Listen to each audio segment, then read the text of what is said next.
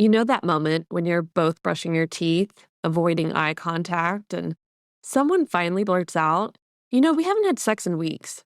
And the other person freezes, jokes their way out of it, or says, well, whose fault is that? If that sounds even remotely familiar, stay with me. Today, we're diving into the conversation you should be having with your partner about sex, intimacy, and all the layers that come with it, especially when you've been together for a while. We're going to be talking about why this conversation is so hard, what actually changes in our 30s, 40s, and 50s when it comes to desire, connection, and performance, and how to start talking about it in a way that brings you closer, not further apart. So grab a warm drink, maybe your earphones if you don't want other people to hear what you're listening to, and let's dive in. Welcome to Relationship Reset, Reignite, Reconnect, Rebuild, the podcast for high-achieving couples who want to transform their relationship from surviving to thriving. I'm Katie Russler, a relationship coach and counselor with over 15 years of experience helping busy, overwhelmed couples rebuild connection, trust, and intimacy. If you've been together for years and feel stuck on autopilot, disconnected and frustrated by constant miscommunication, you're in the right place. Each week, we'll explore practical tools, relatable stories, and strategies to help you reignite the spark, rebuild your bond, and create the relationship you've always dreamed of. Because no matter how long you've been together, it's never too late to hit reset. Let's dive in. So why is the conversation about sex so hard? Well, let's be honest. Talking about sex is weird for a lot of people, even with the person you've built a life with and had sex with, right? Because sex isn't just about sex. For us, it's about rejection, body image, feeling desired or wanted, performance pressure, past experiences, even trauma. And for many, it's where the relationship's unresolved tension gets felt the loudest. I've worked with many clients who grew up in very religious homes, and that mindset around you're supposed to stay a virgin until you're married. Well, some of them did not stay virgins until they were married, but they still feel uncomfortable having the discussion about sex. It seems like the wrong thing to do, a bad thing. They were never taught how to have healthy conversations about sex because they were constantly being told sex is wrong and bad. And yet you're expected on your wedding night to know what to do, to perform, and to be able to be amazing at it. Sometimes our cultural and religious backgrounds can actually work against us, even years later when we start to be sexually active, and impacting how we feel about this topic. Another area where I've noticed that this can be really challenging is if you had fertility issues in the past. And so sex became mechanical. It became the thing you were supposed to do on a certain time, on a certain day, in a certain way. And it lost its fun. It lost the passion and the excitement for both of you. One client of mine, we're just going to call her Jessica, shared how after years of infertility treatments, she stopped viewing sex as intimate, right? That deeper connection with her partner. It totally became clinical, scheduled, and emotionally exhausting. Even after having kids, her body never felt like hers again. And her partner didn't know how to bring up sex without feeling like the bad guy. So they just stopped. They were both lonely and both avoiding it, but knowing that they wanted something more together. Another client, let's say his name is Thomas, shared how erectile dysfunction crept in after years of work stress and poor sleep.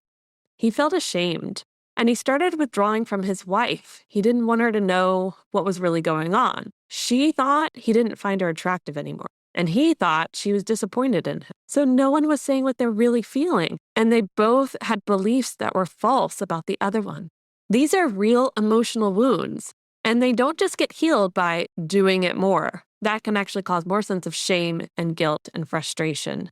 Now, often when I start to unpack the topic of sex and intimacy with couples, the mental and emotional load gets brought up and how that really is like a libido killer. So here's something that doesn't get talked about enough. The mental and emotional load is directly tied to your sex life. Women often carry the invisible burden of keeping the house, kids, schedules, and relationships running smoothly. I realize that's not in every home, but in many homes it is. Men, particularly those in high-pressure careers or in the midlife transition, are quietly battling burnout, questioning their worth, or feeling like a failure at home and in the bedroom. You can't desire when your nervous system is in fight or flight. And when we're stressed out, we're constantly in fight or flight. And you can't perform when your body is exhausted and your brain is constantly scanning for failure. So let's normalize this. It's normal for desire to ebb and flow over time. It's normal to go through seasons when sex is rare, and for some women, even can be painful. This is normal. It's normal to feel embarrassed to bring it up. But what's not helpful is silence, because silence builds walls. It leaves space for assumptions, shame, and distance. We start to build a bigger and bigger wall between us when we don't speak up. So, what's actually going on in the bedroom and out of it? Let's get real about what happens to our sex lives after we've been together for 10 plus years. Your body changes, your partner's body changes. And I'm not just talking about appearance, but hormonally, emotionally, and functionally. So for women, we're talking about perimenopause, post-baby healing, hormonal shifts, body image struggles, or vaginal dryness and pain that can all affect our desire and comfort. For men, there's declining testosterone, anxiety, erectile dysfunction, or even just the mental pressure of needing to perform can create a shutdown. So that's the physical side. But emotionally, after years of unresolved arguments, missed connections, feeling like ships passing in the night, it's no surprise that intimacy is the first thing to go. But the need is still there. The longing is still there. I worked with one couple who hadn't been intimate in over a year. She said she didn't feel wanted. He said he was scared of doing it wrong. What was uncovered? She missed emotional connection, and he missed physical reassurance. They were both starved for affection, but too hurt to say it out loud. And I often see this cycle where the woman wants more of the emotional and mental connection, and then she's more relaxed and ready to have the physical connection. Whereas a man needs the physical connection to know that the relationship is still strong and you're still connected. They need different things, but they don't know how to meet each other in the middle. This is why we need to be having these conversations. So let's normalize talking about sex. Let me say this plainly. Talking about your sex life is not weird. Not talking about it is. But we've been conditioned to only talk about sex when something's wrong or to make jokes about it. So here's how you normalize it. Talk about sex when you're not in bed, not in a fight, and not trying to initiate. Make it a part of your regular couples check-in that you should be doing every week or at least every other week. Think of it as a topic like you would with money or family planning, vacations, like just something we bring up and we just check in on. Use curiosity and not criticism. When you start to receive feedback, ask curious questions. Don't point the finger right back at them. Here's some questions you can ask. What's something that makes you feel close to me? Is there something you wish we did more of or something that's been on your mind? What feels different about our sex life lately? And what do you think we could explore together? Also, acknowledge that it's awkward sometimes. You can say, this feels a little weird to bring up, but I want to feel more connected to you. And I think this is part of our relationship that deserves more attention, because it does. So here is a key tip. Emotional safety needs to come first in these conversations. If you're going to have this conversation, create a safe space. And that means no blaming, no eye rolling, no scorekeeping. Just a willingness to get curious and honor what both of you need. And for couples who've dealt with fertility trauma, miscarriage, body changes, or sexual pain, this is really tender territory. Go slow. Name the grief that you're going through, and it's okay if only one of you are going through it. And acknowledge the loss of what used to feel effortless and fun. One client told me, I used to feel sexy. Now I just feel like a mom with a to-do list. And you know what? That vulnerability opened the door for a new kind of intimacy with her partner. One rooted in empathy, not pressure. Her partner did still see her as sexy. She just didn't see herself that way. And she wasn't willing to see that he could see her that way. So as soon as she was able to really name it, he knew what he needed to do to help her. Now, let's not skip this part about stress, sex, and performance. It's like the ultimate trifecta. Stress messes up everything. High cortisol, which is the stress hormone, suppresses our libido. Chronic stress leads to fatigue, disconnect, irritability, and lower desire. Think about this. If you're constantly in fight or flight mode, do you think your brain at all is like, yeah, let's get it on? And if it's every day for weeks and months in fight or flight mode, you, of course, are not going to be thinking about, let's continue the species. You're going to be thinking, I can't even connect right now with myself. How am I supposed to connect with someone else? Men often experience reduced blood flow, which impacts erections. And women often find it hard to switch from go mode, get the project done, to receive mode, enjoy, be present. No, our brains are going mile a minute into all the things that need to get done in that moment. So if you're both maxed out, of course, sex feels like one more obligation. You don't fix this with lingerie, a new vibrator, or supplements. You fix it by reducing pressure, increasing connection, and learning to talk to each other without judgment. So what can you do next? Here are some practical next steps.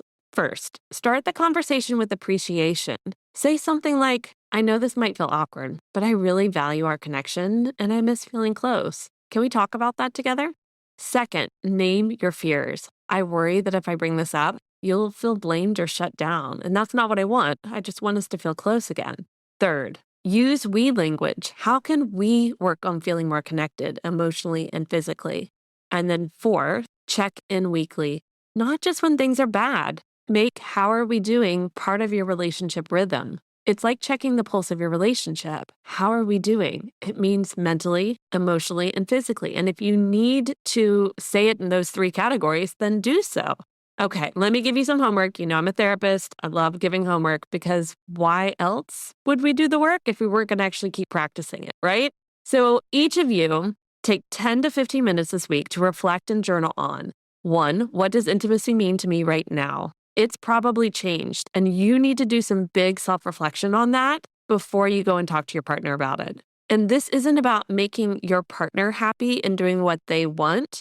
It's about you really saying, what does intimacy mean to me right now? 2, what do I need to feel emotionally and physically safe? This may have changed as well. There may be so much resentment that has built up and so many arguments that are on repeat that often you don't feel emotionally safe, which can make us physically not feel safe. So what do you need to feel emotionally and physically safe? And 3, what's one thing I wish we did more of that makes me feel close? Like, what is that thing that makes you feel much more connected to your partner? Do you notice none of those 3 was like, what sex position do I want us to try? How often do I want to have sex? No, because the two of you are different human beings than you were when you first met. You need to think more on the mental and emotional connection and the safety that is created in your relationship in order to be excited about the physical part of it. After you've answered those questions, I want you then to share your answers with each other. Don't fix, don't react, just listen. Think of this like setting the reset button on the intimacy and sex part of your relationship. You're starting fresh. What is it that intimacy means to me right now? How do I feel emotionally and physically safe in this relationship? And what's one thing I wish we did more of that makes me feel close?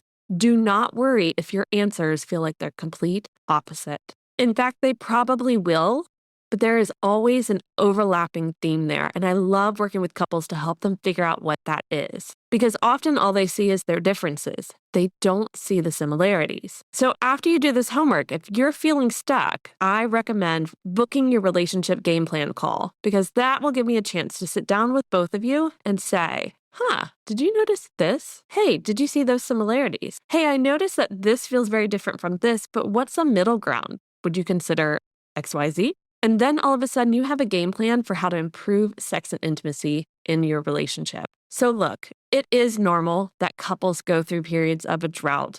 Now, if you're finding yourself in a sexless, touchless marriage for months and years, let's talk. This is a new chapter of your relationship, and it requires a new conversation. If you've tried and you hit walls every time, or if you want someone to hold that space with care, clarity, and zero judgment, let's have a relationship game plan call. It's free, it's safe, and it could be the start of rebuilding the intimacy you both want in a way that feels right to both of you. So check in the show notes to book your call. All right, friends, be kind to yourselves. Talk to each other, please. Talk about sex. We're all grown adults. We can start doing that because you deserve a relationship that grows with you. Remember, it's never too late to hit the reset button. I'll see you next week. Thanks for tuning in to Relationship Reset. If you found this episode helpful, share it with a friend who might need it too. Don't forget to rate and review the podcast. It helps more couples discover these tools to rebuild their connection too. And be sure to hit subscribe so you don't miss next week's episode. It's gonna be a good one. Your relationship is worth the work, and the rewards, totally worth the effort. See you next week.